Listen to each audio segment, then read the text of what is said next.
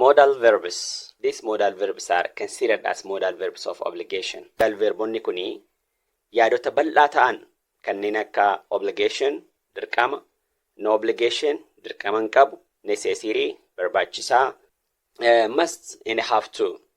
Let's compare must and have to. Must is used to express internal obligation.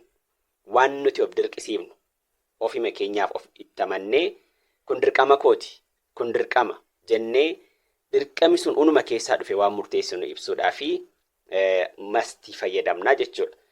Have to is used to express external obligation, the opposite of must in this, but their meanings are the same. Have to dirqama qaama biraarraa nutti dhufu ibsuudhaaf fayyadamna jechuudha. Examples: I must remember to call my dad today. Har'a yaadadhee abbaa koof bilbiluun qaba. Anumatutti yaadee of dirqeessisaa jira jechuudha. Iccitii kana eenyutti himiin qabdu gaafa jennu must nooti fayyadamaa jirra jechuudha dhorka ibsuudhaaf. Negatives with have to, don't have to, doesn't have to, didn't have to. Kan jennu formii sadiin fayyadamuu dandeenya jechuudha. Meaning absence of necessary.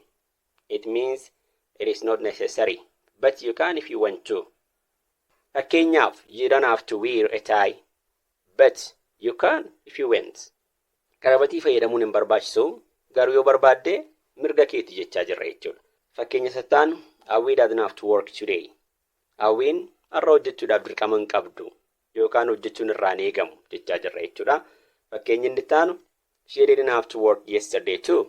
Kaleessas hojjechuun dirqama ishee hin turre yookaan kaleessas hojii galuun dirqama ishee miti ture jechaa jirra jechuudha. Haala kanaan illee negative form isaatti fayyadamuu dandeenya. Thank you for watching. Follow for more videos. Subscribe to my YouTube channel.